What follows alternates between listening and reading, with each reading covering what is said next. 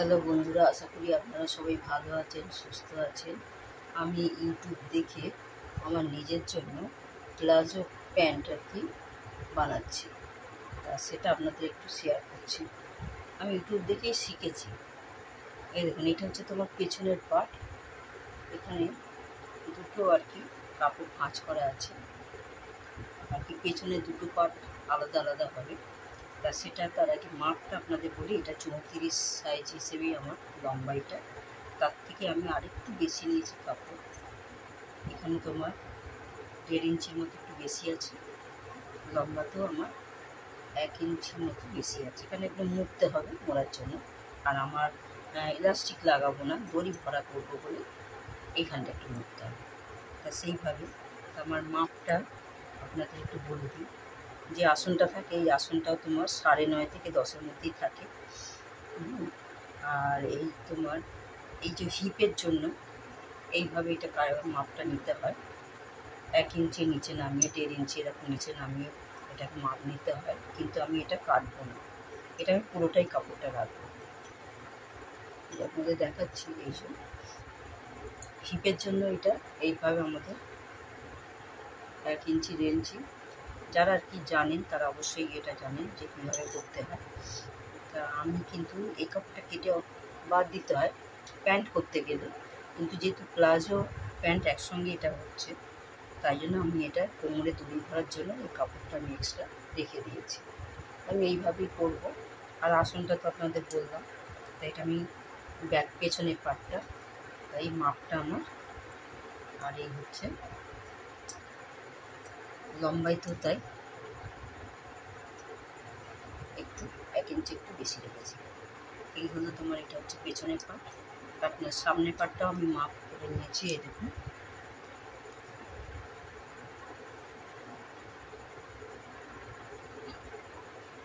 এই হচ্ছে সামনে থেকে পাটটা। এটা ঠিক একই সেম, কিন্তু এর চওড়াইটা 1.5 ইঞ্চি, 1 ইঞ্চি কম থাকবে। এইটা চওড়াইটা 1 ইঞ্চি, 1.5 ইঞ্চি একটু বেশি থাকবে। কেন না, এটা হিপের জন্য, এই জন্য এদিকে চওড়াই ভাগটা থাকবে একটু বেশি।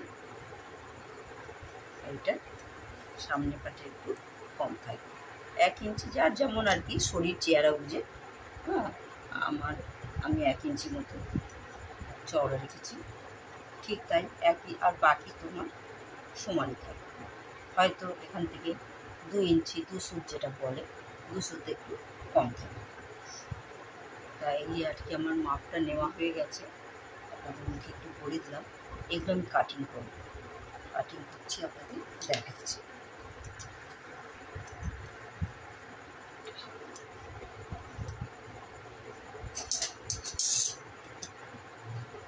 এই কাপড়টা হচ্ছে আমার কাট পিসের কাপড়। যখন কাপড়টা কাট পিস বলতে কাপড়ের দোকানে যেখানে এইসব পিস পাওয়া যায়, সেখানে যদি বলেন আপনারা পারবেন তোমার যে কাট পিসের এরকম কাপড় আছে কিনা। ব্লাউজের জন্য, আন্ডারওয়্যারের জন্য নিতে হয়। তা আমার দেখলাম এটা আমার প্যান্ট হয়ে যাচ্ছে, যা মাপ আছে, এই জন্য আমি এটা প্যান্টই করব।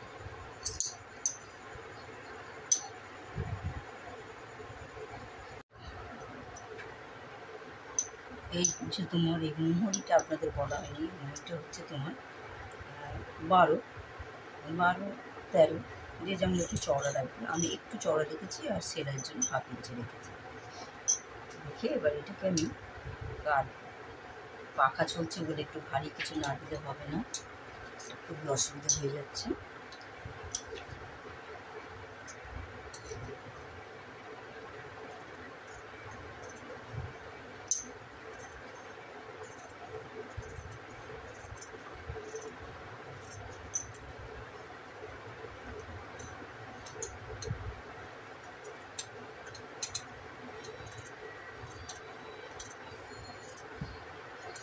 যদি আমি ইলাস্টিক করতাম তাহলে আমি আলাদা আবার পট্টি, আমাকে 2 ইঞ্চি নিতে হতো কাপড় ইলাস্টিকের জন্য।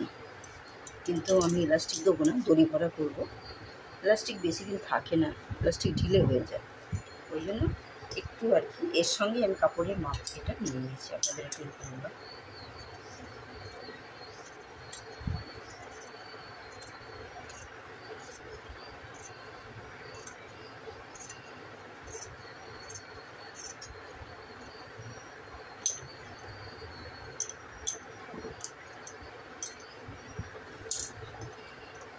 পাখা চলবে, আর পাখা ছাড়া তো বসাই যাবে না, যা গুমোস গরম।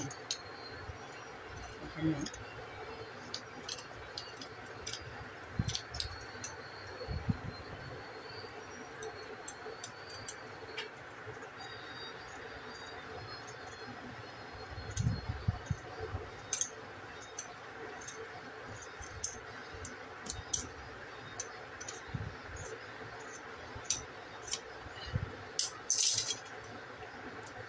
এক্সট্রা কাপড়, যদি আমি সালোয়ার করতাম তাহলে এই কাপড়টা আমার লেগে যেত, কিন্তু এই দেখুন এইটা দুটো পার্ট হবে, সামনের দিকে থাকবে, আমাকে মাঝখানে এই সাইডটাও আমাকে কাটতে হবে।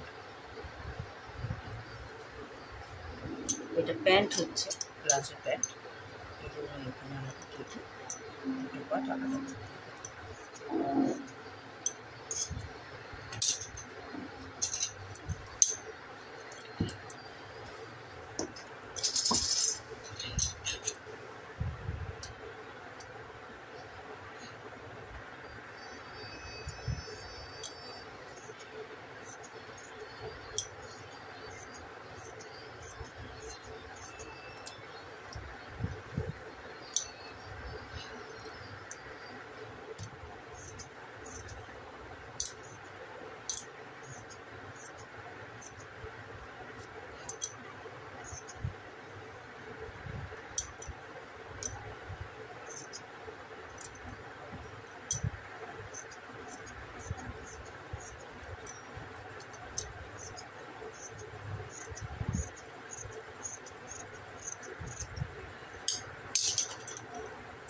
আপনাদের দেখাই, যখন আমি সেলাই করব, এই দেখুন দুটো ভাগ সামনের দিকে থাকবে। এটা তো আপনারা যারা প্যান্ট করেন তারা আর কি সেলাই মেশিনে সেলাই জানেন, তারা অবশ্যই বুঝতে পারবেন। এটা থাকবে সামনের দিকে, আর যেটা করব পেছনে সেটা হবে পেছনে দিকে। কিন্তু সেলাই করার সময় আমাকে দেখে করতে হবে, অনেক সময় ভুল আমারও হয়েছে, নতুন নতুন সামনের একটা পার্ট পেছনের একটা পার্ট ভুল হয়ে গেছে। এইভাবে আমি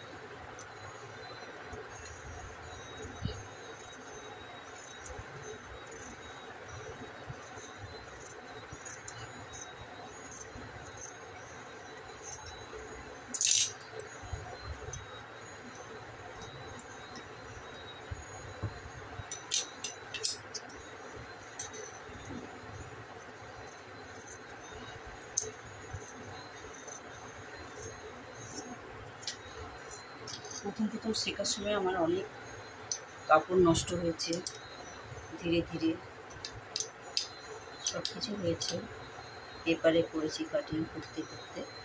আজ আমি শিখেছি, নিজেরটা করে নিচ্ছি, সালোয়ার প্লাজো প্যান্ট। বলে না চেষ্টা করলে কি না হয়, সে এটা আমি কাটবো না, এটা আমার রেখে দিলাম কোমরে দড়ি করার জন্য।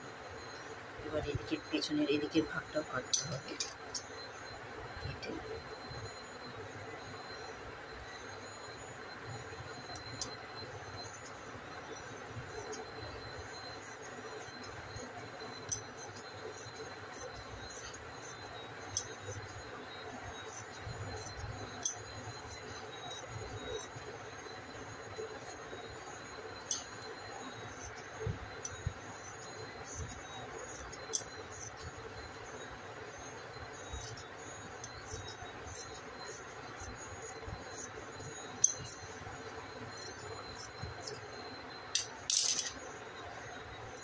এইভাবে এটা পেছনে ভাগ হয়ে গেল দুটো।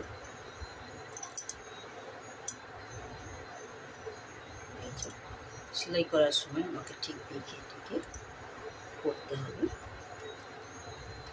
এই হচ্ছে, এইভাবে আমার সেলাইটা হবে। আর আমার এখানে আমার কোমরে দড়ি ভরার জন্য কিছুটা এখানে মুড়বো আর নিচে মুড়িটা নেবো। তা আপনাদের সেলাইটা আমি আরেক ভিডিওতে আমি দেখাবো কীভাবে আমি করলাম, সেটা আপনাদের একটু শেয়ার করলাম। আমাকে কমেন্ট করে অবশ্যই জানাবেন। আপনারাও চেষ্টা করলে আপনারাও ইউটিউব দেখে শিখতে পারবেন।